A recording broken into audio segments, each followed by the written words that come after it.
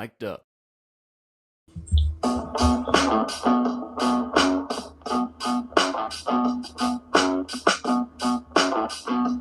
Hello, Yankee fans. Welcome to Yankees Coast to Coast.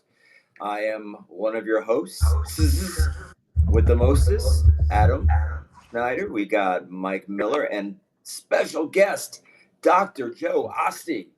Hello. Great noted psychiatrist who's been working for That's years right. on our mental stability. Is also a wonderful orthopedist. Who's going to talk to us about injuries today because we have got a lot to talk about. And he's the same age as Rocky Marciano. Same age as Joe Louis when he fought Rocky Marciano. According to Country America, 123 years old. Yeah, I think 37, he 137. He was on the. I think he was on the staff for Joe Louis. But we make fun of Joe. We do it with love.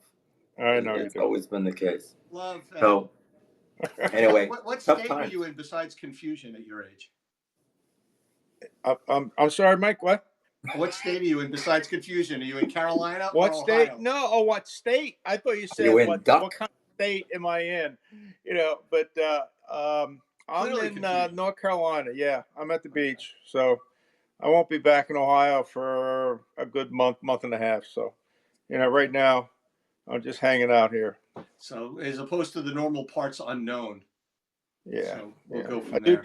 I travel around a lot, driving mostly. Okay. All right, so we can get right into it. So today's topic, right on cue, about 55 minutes ago, another Yankee injury. Garrett Cole is done. Tommy John. Luis Gil out at least 3 months.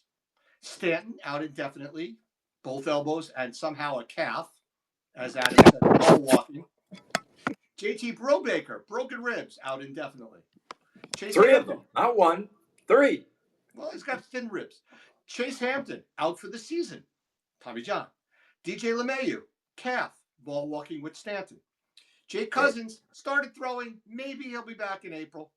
Jonathan Loaizaga, still out. Say he's going to be back in May. Maybe June. How long will he last? Tyler Mattek, about to make the team as the second lefty. Gets hurt, has an oblique. Clayton Beeter, the oft-injured Clayton Beeter. Right shoulder discomfort, out indefinitely. And then everybody's favorite side-arming Jeff Nelson wannabe, Scott Effross, has a hamstring, and his return is unknown. Pile that on top of the fact that Judge, who is not injury-prone, as we've proven, but does get freak injuries like breaking his hand, being hit by a pitch, stepping on cement in right field at Dodger Stadium, hasn't had one in a couple of years. Carlos Rodon gets hurt every other season unless it's a contract year, and threw the second most innings he's ever thrown in his career last year at 175, is due for his injury this season because it's that year. So what the hell is going on? Adam, what do you got to ask Uncle Joe? Well, I'm interested in I spend a lot of time looking at players of the past, players that we grew up loving. I never remember fearing spring training like I do now.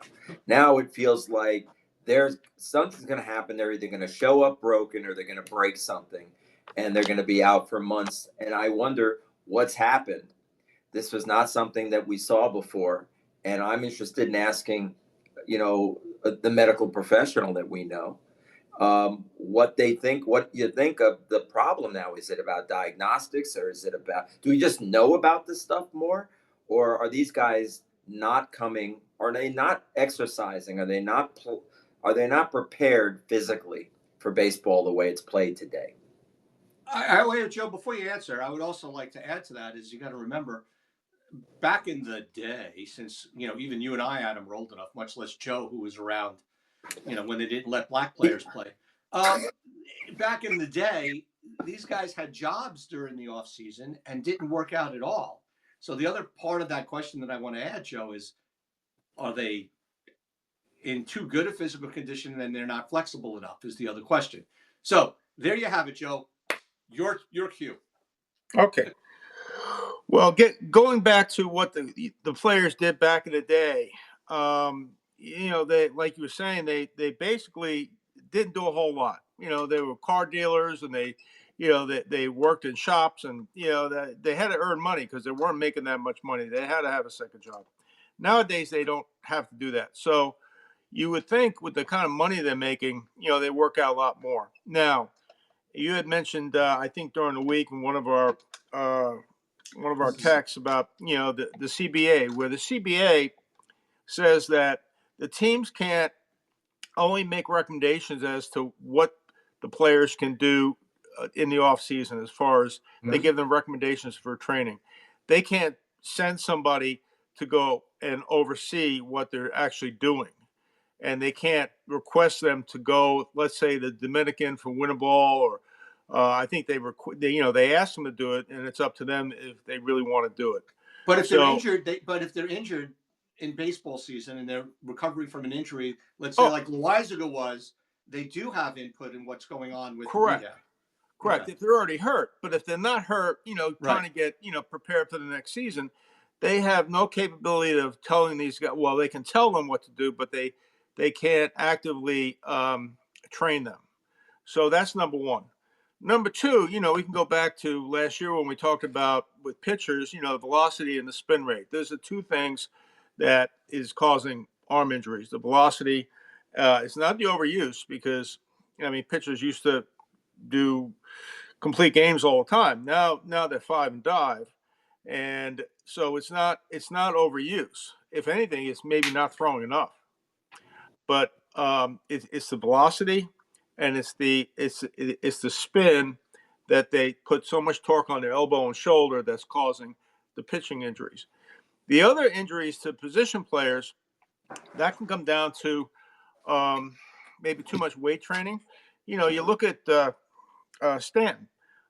I'll guarantee you that his problem with his elbows is weight training.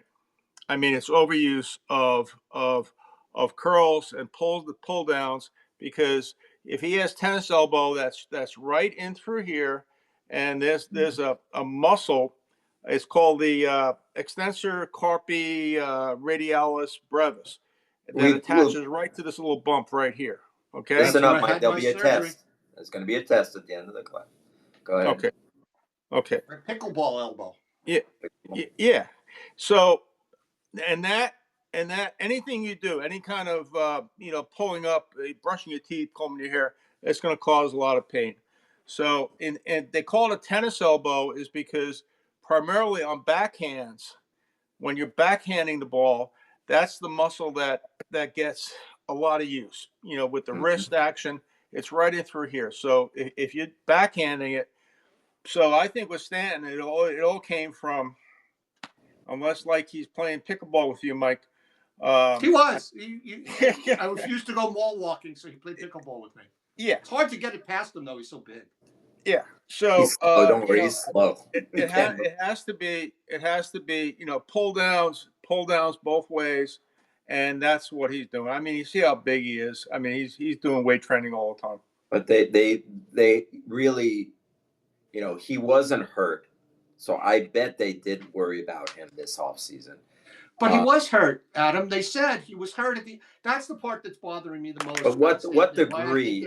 Is it an injury that is being rehabbed that they need to, or is it anybody who's been hurt?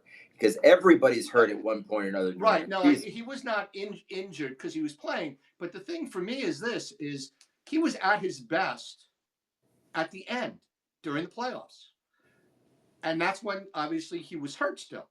It's not like he got better and then the playoffs came. So he was hurt. So I happen to agree with Joe. He had to do something to not properly rest it or treat it in the offseason. And the Yankees had no say because he was not injured.